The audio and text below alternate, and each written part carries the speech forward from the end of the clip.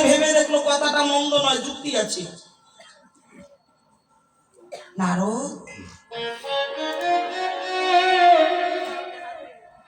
এই শর্ট বুদ্ধিটা পেলে কথা,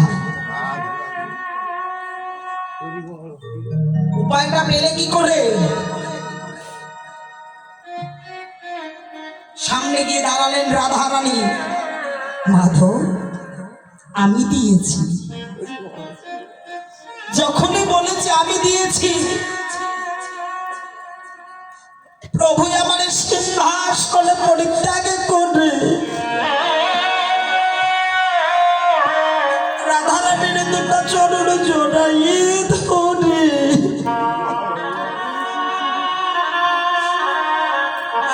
চরণ দুটা জড়াইয়ে ধরে কাঁদেছে আর বলছে, রাধে গো, তোমার মতো ভক্তের জন্যই আমার তাপিতি পরাণ কাঁদে, তোমার দাও দাও যুগ চরণ দাও গো, ওরে তোমার দাও দাও যুগ,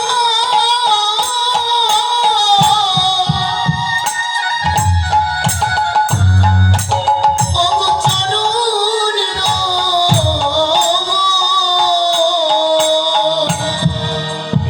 আমি এখন ভক্তের আশায়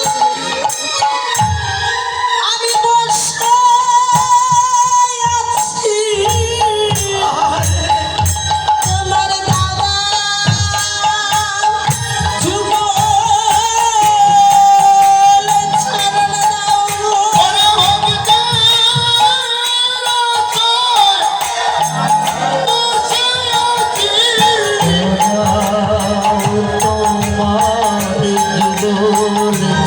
গো।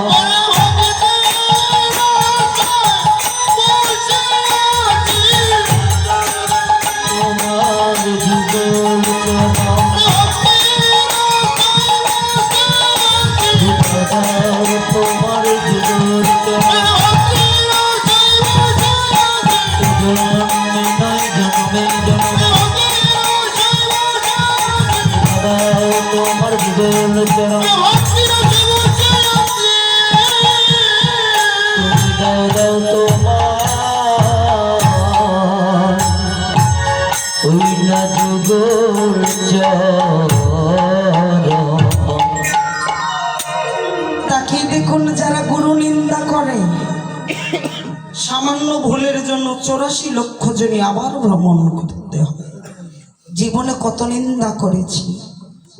তত্ত্বে বললেন, মহামিলন যদি হতে যাও গুরুর চরণে আশ্রিত হও, তবে মিলন হতে পারে। ভগবান কোথায়? দেহের মাঝে। কোন ঘরে? সুরধনী গঙ্গার তীরে ত্রিবিধ ধারার যেখানে মিলন হয়েছে।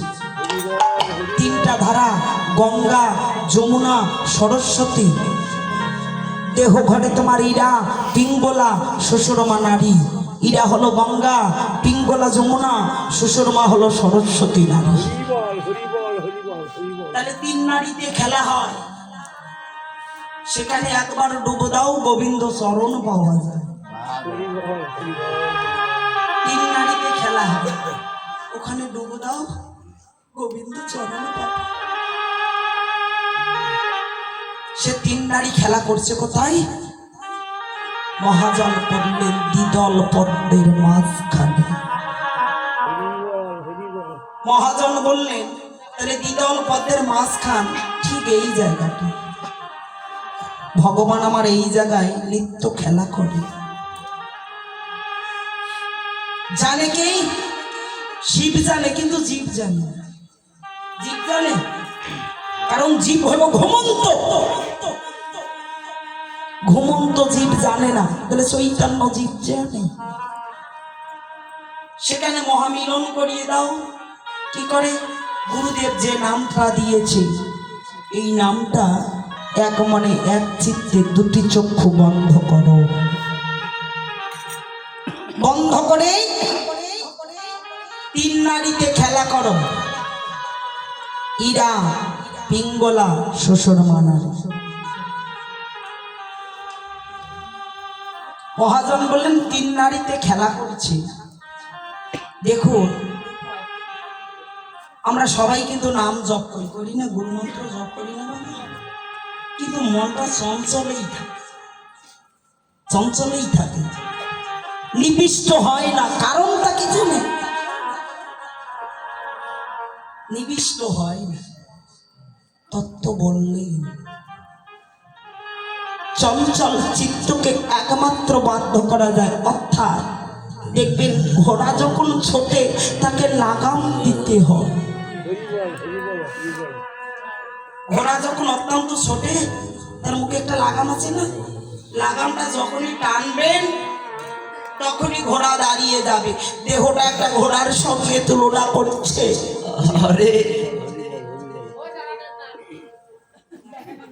মনটা যখন অত্যন্ত ছুটছে, মন হলো ঘোড়ার স্বরূপ, দেহটা হাত পা দিয়ে ছুটছে না, মনটা এদিক সেদিক ছুটছে না, তাকে লাগাম দিতে হবে। কিসের দ্বারা? প্রাণের দ্বারা।